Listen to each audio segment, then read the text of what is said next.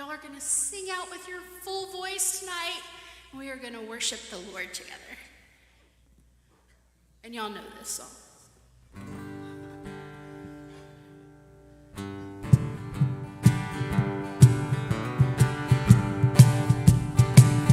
I'm satisfied with just a cottage below, a little silver and a little gold.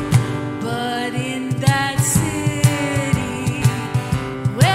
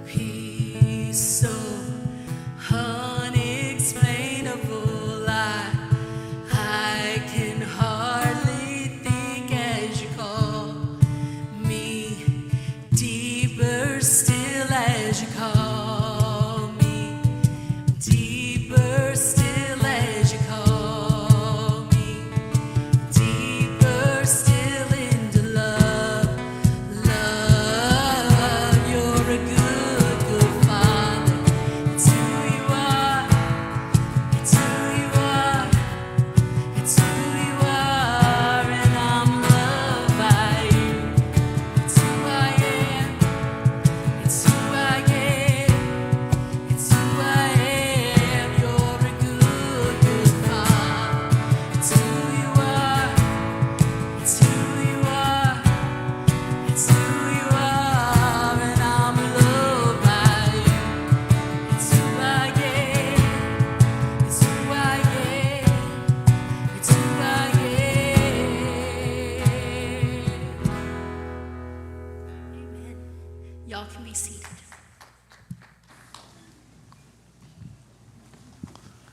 All right, thank y'all so much.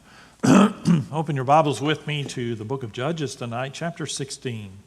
Judges chapter 16. Okay, we've been studying the life, and by the way, we had a dear, sweet member of our church pass away, Miss Margaret Spears. Her funeral was this afternoon, so I just got back from that. You're not underdressed. I just didn't have time to change. So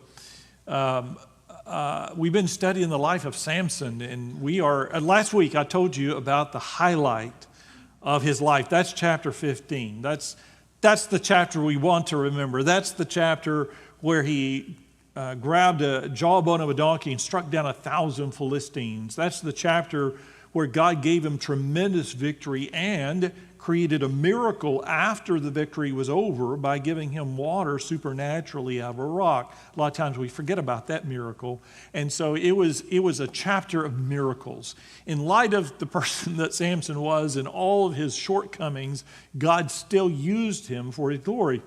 That's going to happen tonight. But while chapter 15 was the highlight of his life, chapter 16 is, of course, the low light of his life. So we're about to go right into the gutter with Samson and to see where it all goes wrong. Doesn't take long, one sentence, less than one sentence. Judges chapter 16, beginning verse 1. One day, Samson went to Gaza, where he saw a prostitute. Now let me stop right there. First of all, Gaza is a Philistine city. He has no business there at all. Now, what do you think is Samson doing in Gaza? He's looking for a prostitute. That's why he's there. So it's not that he happens to be there for a prayer convention, and while he's there, he just stumbles on this woman in Starbucks. No. He's there looking for a prostitute, and he finds a prostitute. One day, Samson went to Gaza, where he shouldn't be, and did what he shouldn't do, where he saw a prostitute. He went in to spend the night with her. The people of Gaza were told, Samson is here, so they surrounded the place and lay in wait for him all night at the city gate. They made no move during the night, saying, at dawn, we'll kill him. Now, that's a chicken move, by the way. I think all the people were thinking, Bob, are you going to go get him? No, I'm not going to go to get him. Let's all form a ring around the rosy kind of thing, and we'll just wait for him in the morning when he comes out. Okay. You might need to know that Gaza was an important seaport town. It was located about 40 miles from Samson's hometown in Zorah. We aren't told, again, why Samson was there specifically, but it was likely he was up to no good. Now, the odd thing is, in this time, and because it was such an immoral time in the period of the Judges, there were certainly, unquestionably, plenty of Israelite prostitutes he could have gone to. If he wanted to live that kind of life, there were plenty of people in his home cities or Israelite cities that he could have gone to. Not only is he going to look for a prostitute, he's actually looking in enemy territory for a prostitute. People recognized him. I don't know if it was the fact that he's got long hair, and we're going to see tonight. His hair, of course, had never been cut, so it was probably dragging the ground, but it was also braided in 7 braids. And so he would have been pretty easy to spot. So he just waltzes in town. He doesn't disguise himself or anything. He didn't care. He's Samson. And of course, they do recognize him, and that's why they responded. By the way, my commentary tonight is the Bible exposition commentary. Verse 3, but Samson lay there only until the middle of the night. Then he got up and took hold of the doors of the city gate together with the 2 posts and tore them loose, bar and all. He lifted them to his shoulders and carried them to the top of the hill that faces Hebron.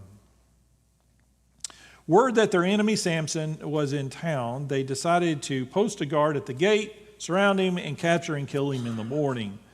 But Samson surprised them. He got up during the night and decided to leave town at midnight when the guards were asleep.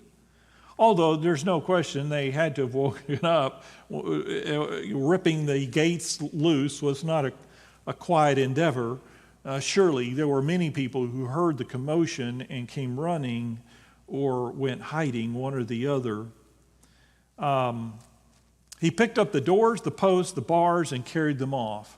Whether he carried them all the way to Hebron, a distance of about 40 miles, or only to a hill that faced Hebron, depends on how you translate Judges 16:3. Both interpretations are possible. Certainly, if he can pick up the doors, which is impossible, he can carry them as far as he wants to. The power of God is substantial enough for him to have taken them wherever he wanted to. The city gate was not only protection for the city, but it is also the place where the officials met to transact business. And we see this in other passages in Deuteronomy 25 and Ruth chapter 4. To possess the city gate of his enemies was a metaphor meaning to defeat your enemies. We see that in Genesis 22 and 24. When Jesus spoke about the gates of hell, do you remember that? And the gates of hell will not prevail against the church. That's Matthew chapter 16, verse 18. He was picturing the victory of the church over the forces of Satan and evil. And again, it's not that Satan is pounding on our gates, but we're pounding on his gates and we're destroying his gates. That is, it's symbolic for victory over him, because once you rip up the city gates of an enemy, then there's nothing left for you to do but go in and take the city. It means they're defenseless. And so Jesus was picturing the victory of the church over the forces of Satan. Certainly through his death and resurrection, Jesus has stormed the gates of hell and carried them off to victory. So when Samson did this was humiliating. Everybody woke up the next morning only to find that their city had no defenses because the gates had been ripped loose. Verse 4, sometime later he fell in love with a woman in the valley of Sorek whose name was Delilah. Okay, he's not going in the right direction. So his little trip to Gaza was not a one-time thing. I don't know how long later, a week, a month, a year, 5 years, it doesn't say. But he did fall in love with this woman in the valley of Sorek. And of course, she's infamous now. Her name is Delilah.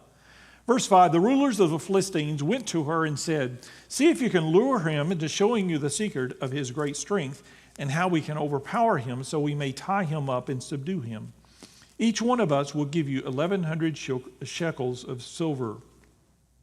Now, if you remember with Judas, how many pieces of silver? 30. So he says every one of them will give her 1,100, is that what they say?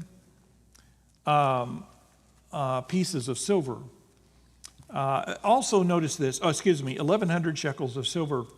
Also notice that they came to her with this interesting assumption. They assumed that there was a secret to his strength, a gimmick, a technique maybe. I find that interesting. Don't you find that interesting that they had this suspicion that it wasn't just him, there was something more, and how can we undo that? And so they offer her this to find out the secret of his strength. Ironically, they were right. There is a secret to his strength. The valley of Sorek lay between Zorah and Timnah. Remember, Timnah was where he met his first wife, which was on the border of Judah and Philistia. The city of Beth Shemesh was located there. Whenever Samson went into enemy territory, he went down both geographically from Zorah and spiritually. This time he found a woman in the valley, not too far from home, and he fell in love with her. It's a dangerous thing to linger at the enemy's border because you might get caught. Samson got caught in a way he did not expect. So along with David and Bathsheba, Samson and Delilah have captured the imagination of scores of writers, artists, composers, and Hollywood agents. Handel included Delilah in his oratorio entitled Samson and Saint Sains, or is entitled Samson. And then another guy, Saint Sains, wrote an opera on Samson and Delilah. When Samson consorted with Delilah in the valley of Sorek, he never dreamed that what they did together would be made into a Hollywood movie and projected in color on huge screens all over the world. He had no idea how infamous his deeds were. He's just not thinking at all. Verse 6. So Delilah said to Samson, "Tell me the secret of your great strength and how you can be tied up and subdued." Now, I'm not a very smart guy, but I would think red flags would be going up in his mind immediately. Why does she want to know that? And she's so specific. How can you be tied up and subdued? Samson answered her, verse 7, "If anyone ties me with 7 fresh thongs that have not been dried, I'll become as weak as any other man."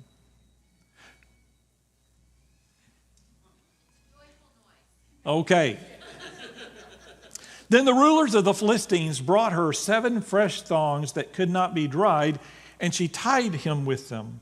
With men hidden in the room, she called to him, "Samson, the Philistines are upon you." But he snapped the thongs as easy as a piece of string snaps when it comes close to a flame. So the secret of his strength was not discovered. Then Delilah said to Samson, "You've made a fool of me. You lied to me." So instead of him being mad at her, she's mad at him. I want to say some things about marriage, but I'm not. So, "Come now, tell me how you can be tied," she says. In verse 11, he said, "If anyone ties me securely with new ropes that have never been used, I'll become as weak as any other man." So Delilah took new ropes and tied him with them. Then, with men hidden in the room, she called to him, "Samson, the Philistines are upon you." But he snapped the ropes off his arms as if they were threads. I don't know if he's just having fun at this point, because he has to know.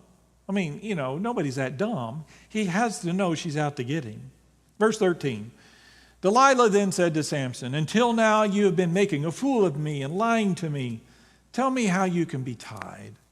He replied, "If you weave the 7 braids of my head into the fabric on the loom and tighten it with the pin, I'll become as weak as any other man." So while he was sleeping, Delilah took the 7 braids of his head, wove them in the fabric, and tightened them with the pin. Again she called to him, "Samson, the Philistines are upon you." He awoke from his sleep and pulled up the pin and the loom with the fabric. Then she said to him, "How can you say I love you when you won't confide in me? This is the 3rd time you've made a fool of me and haven't told me the secret of your great strength with such nagging."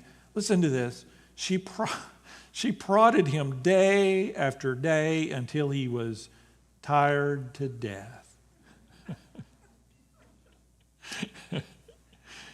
Now, let me just say this. Samson has options here.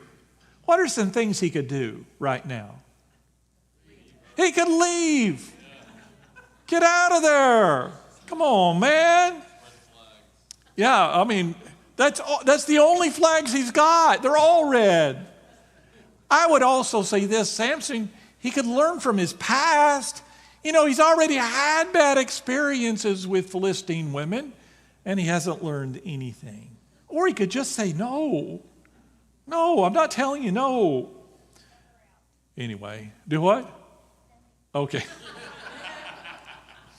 Verse 17, so he told her everything. Just the dumbest moment in the history of the Bible. So he told her everything. "No razor has ever been used on my head," he said, "because I have been a Nazirite set apart to God since birth. If my head were shaved, my strength would leave me, and I would become as weak as any other man." Now, when he tells her this, do you think he realizes she's going to shave his head? Of course. I mean, again, nobody's that dumb. He has to know this is exactly what she's going to do. So the question is, why would he tell her?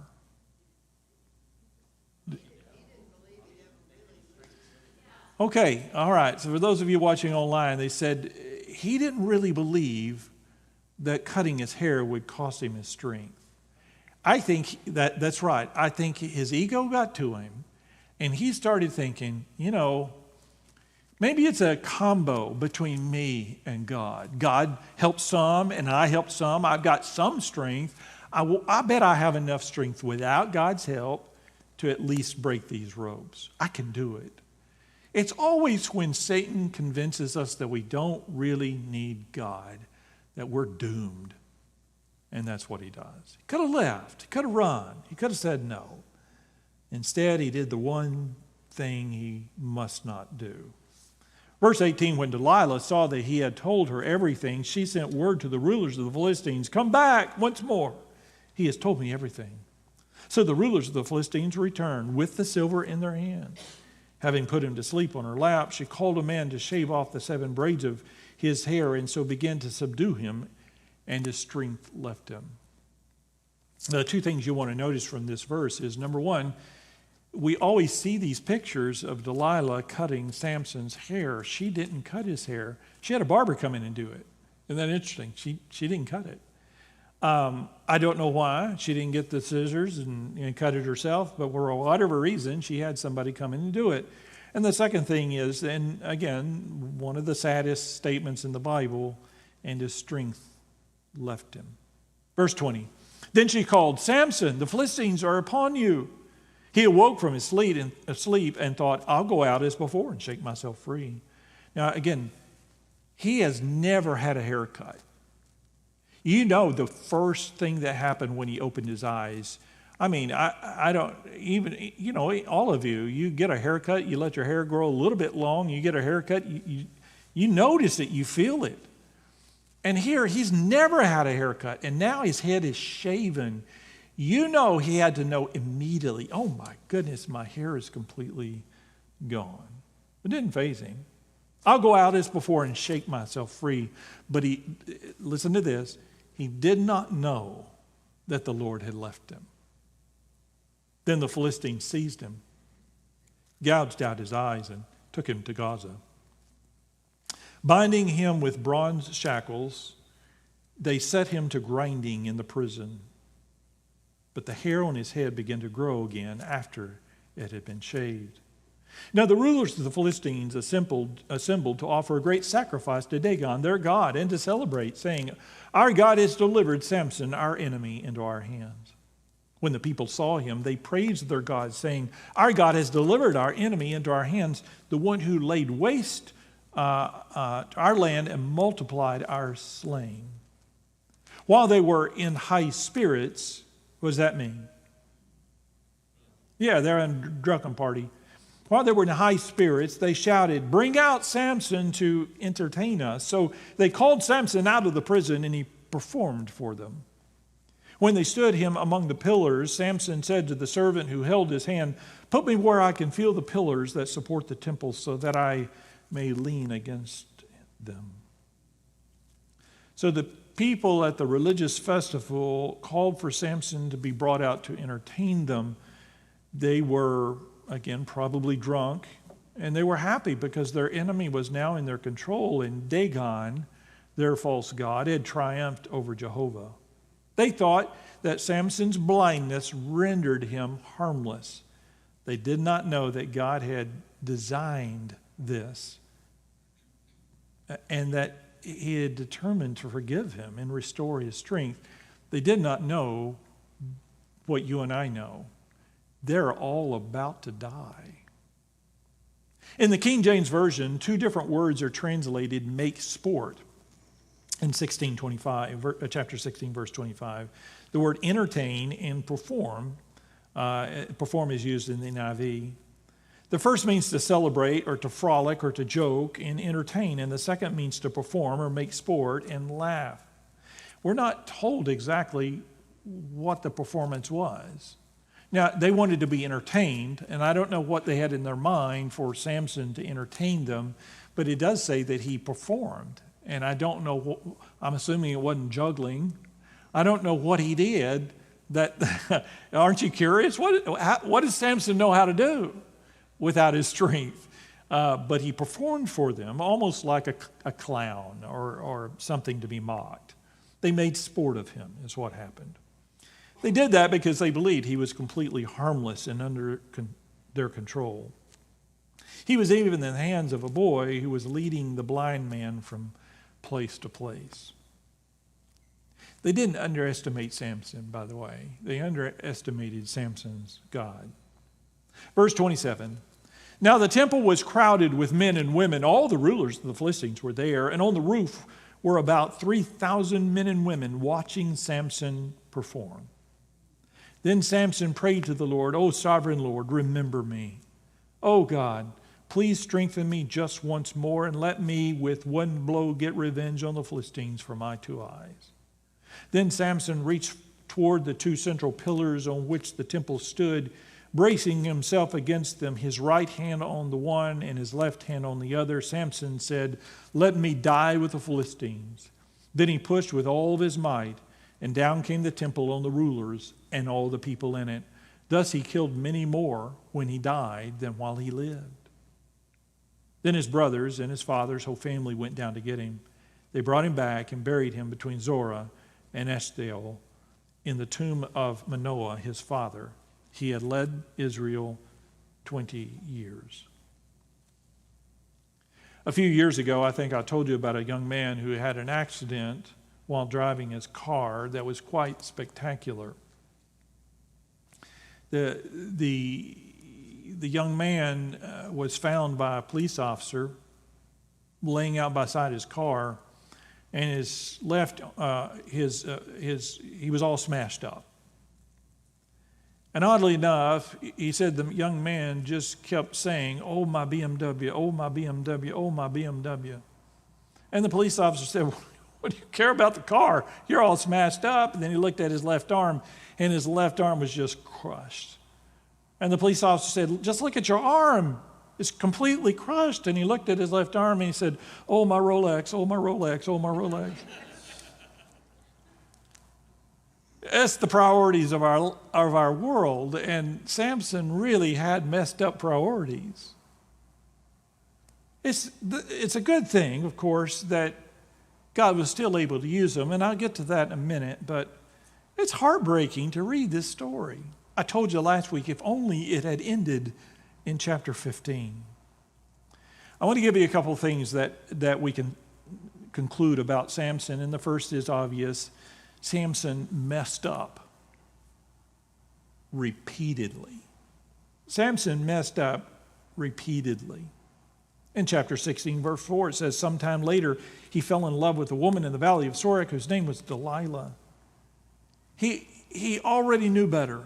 He'd already had bad experiences with Philistine women, and he didn't learn from his mistakes. The second thing we can note is that Samson gave in. He gave in to his first wife. He gave in, do you remember? The same thing that happened. She nagged him because she was threatened rather than offered so much money. She was threatened, and so she nagged him to tell her the secret of his riddle, which he eventually did. After 7 days, he gave in. She nagged him and nagged him and nagged him, and he gave in, and he regretted that. But he didn't learn from it. How can he have two scenarios that are so similar and learn nothing? So he gave in. Again, I personally think that Samson knew exactly what Delilah was doing and what she was going to do, and he did it anyway. There are a couple of great tragedies, though, in this. The first is the tragedy of wasted time. You know, Samson could do anything. Physically, what kingdom could stand against him? He was a one-man army. Not just with the Philistines, he could have gone anywhere. He could have ruled any city. He could have been king. The world was his oyster. And he just wastes his life away on stupid things. You know, I did Margaret's funeral today. Margaret was 95. She was born in 1926. And I told him what a remarkable span of time that is, how radically different our world was in 1926.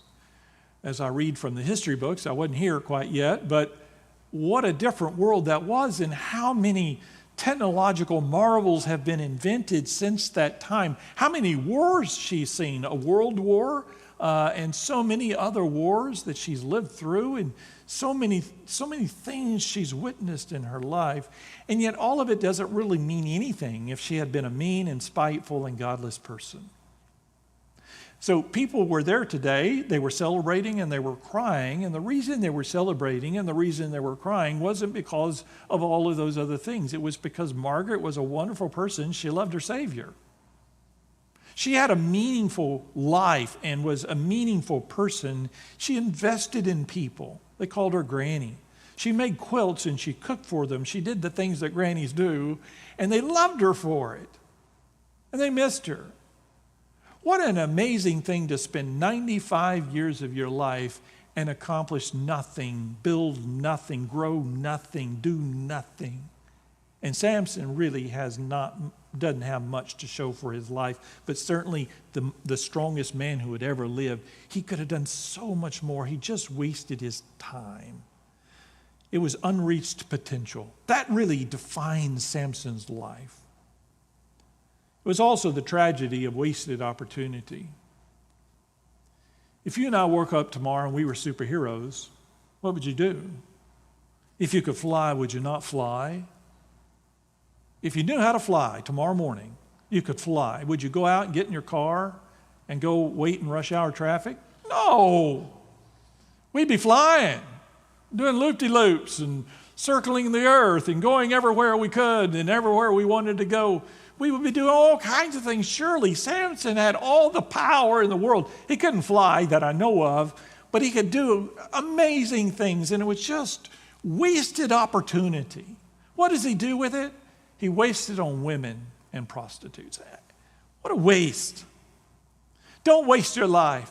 In fact, for my kids, I have 3 children.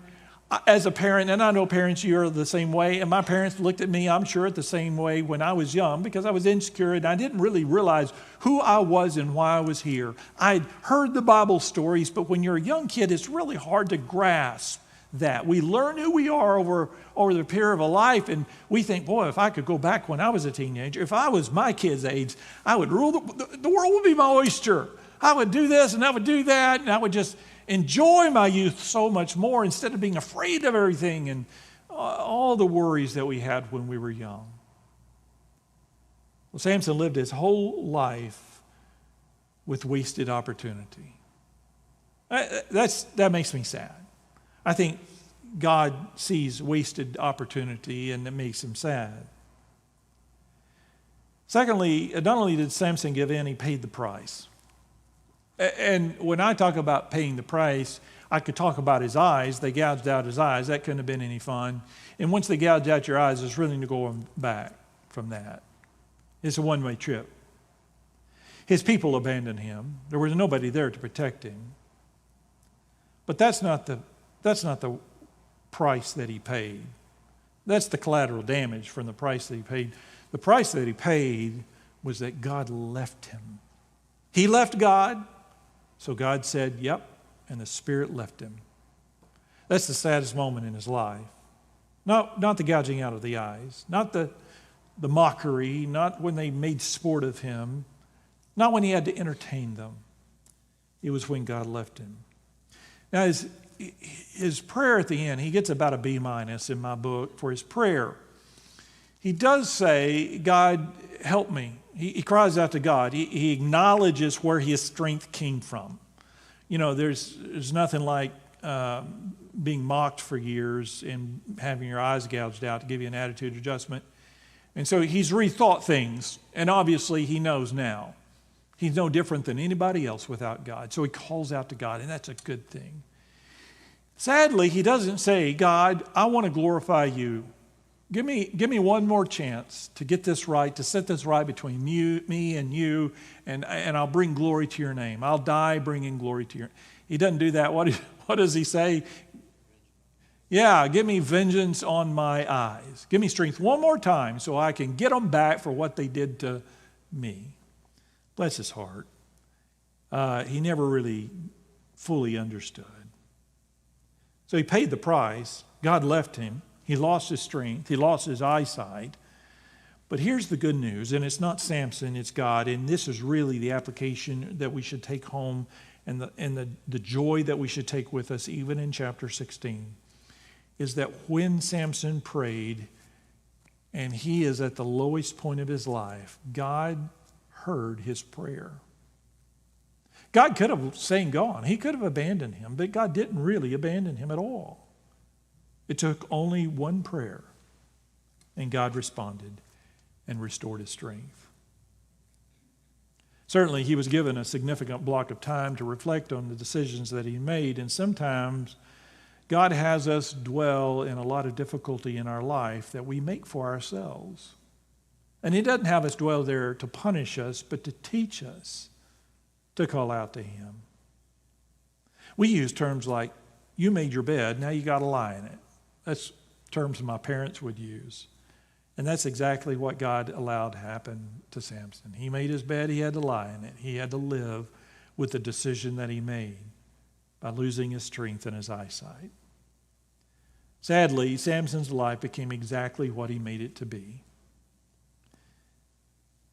He is, however, fortunate, like us, to have a God who is patient and who listens to our prayers. All right, any comments about the life of Samson before we close? Yes? Why would God, I mean, when the Philistines are all gathered, they're talking about how their God, basically, Dagon, won up. Yeah. Yeah, they specifically mentioned Jehovah and Dagon, yes. And he's still, I mean, it's just, it's amazing. I mean, But, you know, when they said, you know, the people who said that, they'd be dead in 20 minutes from the time they said that. They didn't live very long. right, I mean, the whole process did nothing to glorify God and Yeah. to further his name other than Yes, that ended. yeah, I do think that as word got out from the survivors that with the Philistines, that they would probably have thought, maybe we won't say that again. I don't know, but he killed thousands at that moment when he knocked those pillars down. All right, any other comments? It is sad. It's just a sad scene. Yeah. All right, let's take a look. We'll close our Bible study for tonight. By the way, next time is he's the last judge. We're going to read some stories starting next week in chapter 17 that just make my head scratch. I don't know. I don't even know where we're going to go with that. It's just strange. It's just strange. You know, sometimes the Bible says some strange things, and there's not a faith issue in chapter 17. I just scratch my head when I read it and go, what on earth? What were they thinking? Samson wasn't the only foolish person in the period of the Judges. We'll see that next week. But if you would now take your prayer list for the week.